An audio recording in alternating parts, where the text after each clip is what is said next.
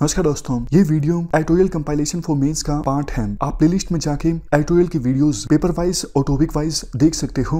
और अगर आप दिसंबर 2019 के बाद की वीडियोस को देखना चाहते हो तो वीडियो के नीचे मौजूद ज्वाइन बटन की सहायता से आप मेंबरशिप को ज्वाइन कर सकते हो।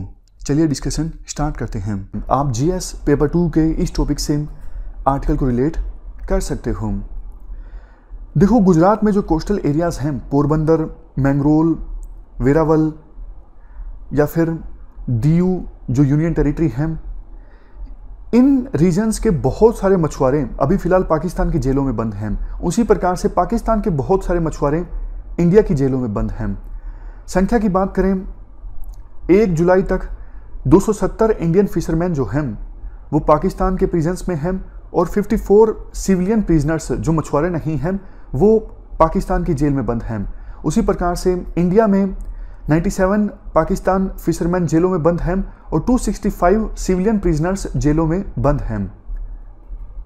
देखो, होता क्या है, गुजरात में कोस्ट के नज़दीक कम मछलियां मिलती हैं तो मछुआरे मछलियों की तलाश में काफ़ी आगे निकल जाते हैं और उन्हें पता नहीं लग पाता कि कब वो पाकिस्तान के पानी में एंटर कर गए हैं। उसी प्रकार से पाकिस्तान के मछुआरों पर भी यही बात लागू होती है।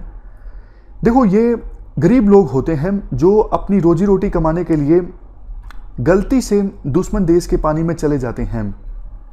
बट रिजल्ट क्या होता है, लंबा समय इन्हें जेलों में बिताना पड़ता है। कई बार तो फैमिली को पता भी नहीं होता कि कहाँ पे हैं उनके डियर वंस और किस हालत में हैं। और देखो, होता यह है, जब आमतौर पे मैन ही मछलियाँ पकड़ने जाते हैं तो मैन के पकड़े जाने के बाद घर में सारा जो बोझ है वो महिलाओं पे आ जाता है। महिलाओं को कामकाज करना पड़ता है और बच्चों को भी अपनी पढ़ाई बहुत बार बीच में छोड़नी पड़ती है। मतलब बहुत सारे चैलेंजेस आ जाते हैं जब एकदम से मछुआरों को दुश्मन देश के एजेंसीज के द्वारा पकड़ लिया जाता है। अब कायदे से होना तो ये चाहिए कि सिंपल सा प्रोसीजर हो ये चेक करने का कि जिसको हमने पकड़ा है ये जासूस है या फिर सिंपल मछुआरा है, ताकि फैमिलीज सफ़र करें ही ना। लेकिन देखो, आमतौर पे ऐसा होता नहीं है, बहुत डिले हो जाता है, सालों साल लग जाते हैं काफ़ी बार तो मछुआरों को छोड़ने में। और म्यूचुअल एक्सचेंज होता है काफ़ी बार, जैसे इंडिया और पाकिस्तान आपस में एक दूसरे के मछुआरों को और सिविलियन प्रिजनर्स को छोड़ते हैं लिस्ट एक्सचेंज करके। प्रोसीजर को सिंपल बनाने के लिए कोशिश पहले की गई थी। 2008 में इंडिया और पाकिस्तान ने एक जुडिशियल कमेटी का निर्माण किया था जिसमें हर एक देश से 4 रिटायर्ड जजेस शामिल थे। ये कमेटी देखो दूसरे देश के प्रिजन्स में विजिट करती थी, वहाँ पे प्रिजनर से मिलती थी, पता लगाती थी कि काउंसलर एक्सेस मिल रही है या फिर नहीं मिल रही है, केस का स्टेटस क्या है, रिहा करने में देरी क्यों हो रही है, हेल्थ कंडीशन कैसी है। इन सब इश्यूज के बारे में पता लगाया जाता था जुडिशियल कमेटी के द्वारा। और ये कमेटी सर्वसहमति से डिसाइड करती थी, सजेस्ट करती थी कि इन मछुआरों को अब छोड़ देना चाहिए। कमेटी के काम की तारीफ की गई दोनों देशों की सरकारों के द्वारा। बट देखो, दिक्कत ये है कि कमेटी की रिकमेंडेशंस को नहीं इंप्लीमेंट किया गया। 2013 में लास्ट बार मीटिंग हुई थी इस जुडिशियल कमेटी की।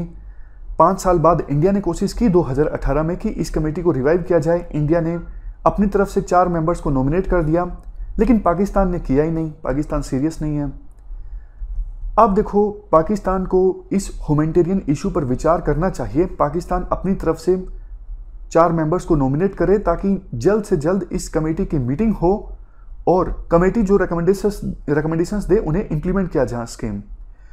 इसके बाद नेक्स्ट सजेशन राइटर के द्वारा ये भी दिया जाता है, काफ़ी बार देखो जब मछुआरों को पकड़ लिया जाता है तो उनकी बोट्स भी जब्त कर ली जाती हैं।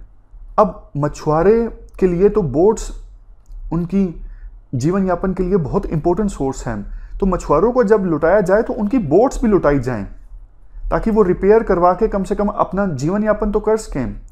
उसके बाद नेक्स्ट आगे देखो, एक नो अरेस्ट पॉलिसी होनी चाहिए।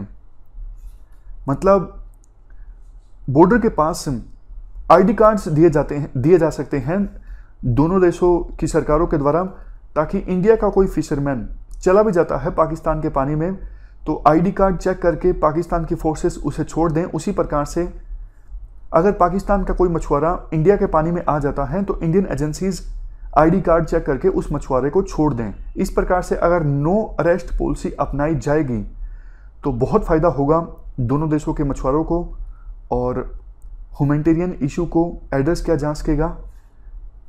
अब दोनों देशों के जो इंडिपेंडेंस डे हैं वो आने वाले हैं। दोनों देशों को विचार करना चाहिए इस ह्यूमैनिटेरियन इशू को एड्रेस करने के लिए। इस डिस्कशन में फिलहाल इतना ही है। Thank you very much for discussion.